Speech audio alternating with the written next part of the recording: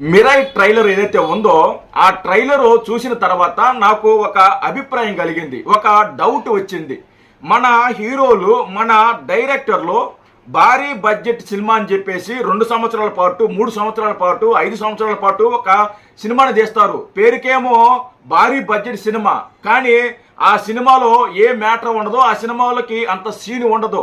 కానీ మిరాయి ట్రైలర్ చూసిన తర్వాత వాళ్ళు వాడిన ఈఎఫ్ఎక్స్ కానీ, అలాగే సీజీ షాట్స్ కానీ, అలాగే బ్యాక్గ్రౌండ్ స్కోర్ కానీ విపరీతంగా నచ్చేశాయి. ఇదేమన్నా భారీ బడ్జెట్ సినిమా, 400 కోట్లు 500 కోట్ల సినిమా అంటే కాదు. అది తక్కువ బడ్జెట్తోనే ఆ సినిమాని రూపొందించడం జరిగింది. తక్కువ బడ్జెట్లోనే ది బెస్ట్గా వాళ్ళు ఆ సినిమాని తీయడం జరిగింది.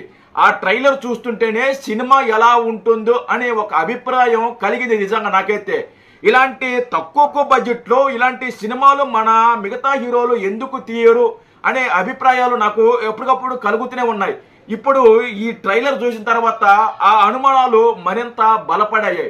ఇప్పటికన్నా ఈ ట్రైలర్ చూసిన తర్వాత, ఈ మిరాయి సినిమా చూసిన తర్వాత మన డైరెక్టర్లు తక్కువ బడ్జెట్లో మంచి క్వాలిటీతో సినిమా ఎలా తీయాలి అని ఈ సినిమా చూసి నేర్చుకుని తీస్తే బాగుంటుందని నా అభిప్రాయం. Thank you. Like, share, subscribe.